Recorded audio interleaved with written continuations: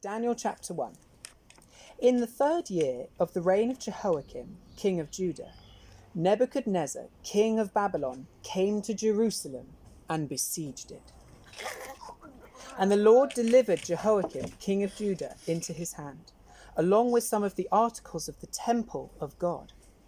These he carried off to the temples of his God in Babylonia, and put in the treasure house of his God. Then the king ordered Ashpenaz, chief of his court officials, to bring in some of the Israelites from the royal family and nobility. Young men without any physical defect, handsome, showing aptitude for every kind of learning, well informed and quick to understand. And they were qualified to serve in the king's palace. He was to teach them the language and literature of the Babylonians. The king assigned them a daily amount of food from the king's table.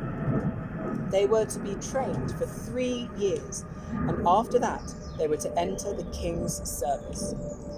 Among these were some from Judah: Daniel, Hananiah, Mishael, and Azariah. The chief official gave them new names. To Daniel, the name Belteshazzar. To Hananiah, he gave the name Shadrach. To Mishael, Meshach. And to Azariah, Abednego. But Daniel resolved not to defile himself with the royal food and wine. He asked the chief official for permission not to defile himself in this way. Now God had caused the official to show favour and sympathy to Daniel. But the official told Daniel, "I'm afraid of my lord the king, who has assigned your food and drink. Why should he see you looking worse than the other young men of your age? The king would have my head because of you." Daniel then said to the guard whom the chief official had appointed over Daniel, Hananiah, Mishael, and Azariah, "Please test your servants for 10 days. Give us nothing but vegetables to eat and water to drink. Then compare our appearance with that of the young men who eat the royal food, and treat your servants in accordance with what you see." So he agreed to this and tested them for 10 days. At the end of the 10 days, they looked healthier and better nourished than any of the young men who ate the royal food. So the guard took away their choice food and wine, and they were able to drink, and gave them vegetables instead. To these 4 young men, God gave knowledge and understanding of all kinds of literature and learning, and Daniel could understand visions and dreams of all kinds. At the end of the time set by the king to bring them in, the chief official presented them to Nebuchadnezzar. The king talked with them, and he found none equal to Daniel, Hananiah, Mishael, and Azariah.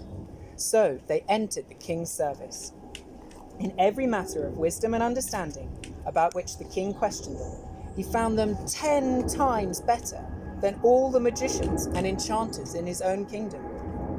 And Daniel remained there until the first year of King Cyrus.